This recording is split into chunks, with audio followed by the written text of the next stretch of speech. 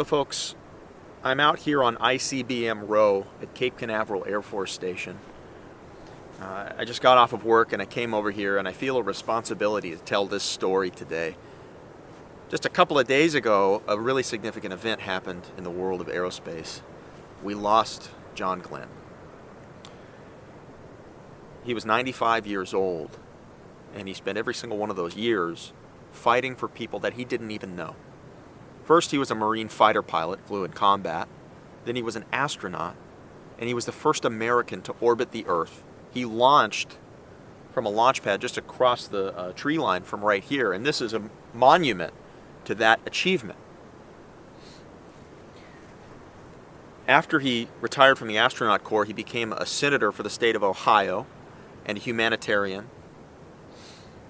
And then when he was 77 years old, I watched him on live TV launch on Space Shuttle Discovery. He was the oldest person to ever fly in space. John Glenn, he wrote a really good book after he flew in space for the second time. It was his memoir. And he went on a book signing tour all over the place. One of the stops was in Atlanta, Georgia.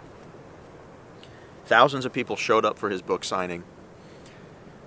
And one of those folks who lined up to get that book signed was a young man who had just graduated space camp. And he was wearing his astronaut flight suit, his blue jumpsuit that he had gotten at space camp. And when it was that young man's turn to go meet John Glenn, John wanted to talk to the kid in the crowd. He sat and talked with that young man for about 5 minutes. He encouraged that young man to go be a part of the space program and carry on that torch. And I'm happy to say that that young man was me. And I'm working out here now and carrying that torch. I already knew what I wanted to do for a living when I was 9 years old when I met him. But that day, I learned by example what kind of person I want to be. And I'm doing my best out here to make John Glenn proud. He left his wife, Annie Glenn, behind. And she's a hero too. She had a stuttering problem. And she overcame that problem later in her life and then created a foundation for people with speech impediments so they can get help too. So they're both heroes. They were married for 73 years.